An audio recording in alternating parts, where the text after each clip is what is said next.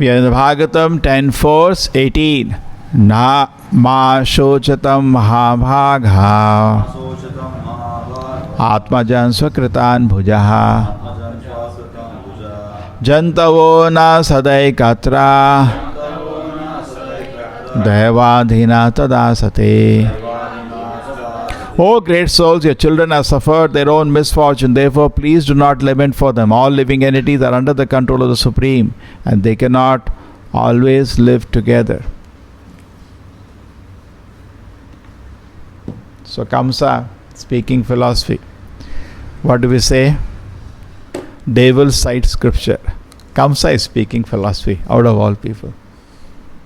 Now, who can be more sinful than Kamsa? We cannot even imagine somebody being more sinful. Just killing the children's. And not only that, he is justifying that with philosophy.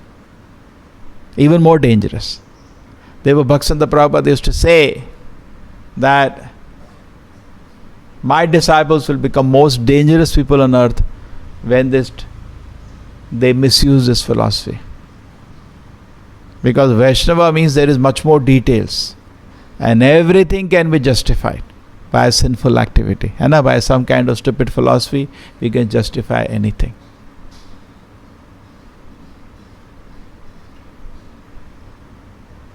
Therefore, our attitude, because we have that tendency, we have a tendency to find fault in others and only to look good quality in ourselves. And we will use the philosophy to do that. We have to reverse that. Find good qualities in others and only find fault with yourself. Then you will not misuse the philosophy.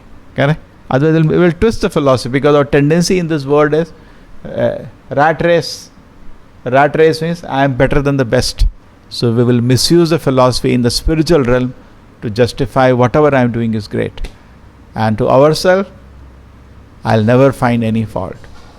Only look at good qualities in ourselves and find fault in others, and we'll use the philosophy for that. No. So that should be very careful. Look at what Kamsa is doing. Who will agree to this? Who will like to listen a lecture? He is giving a lecture on the philosophy of Gita. I am not body, we are soul. So you understand actually that their children have not died. And they got the result of their own karma. Kya hua? So not done anything.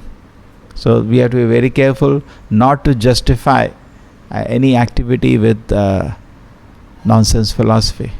Hare Krishna.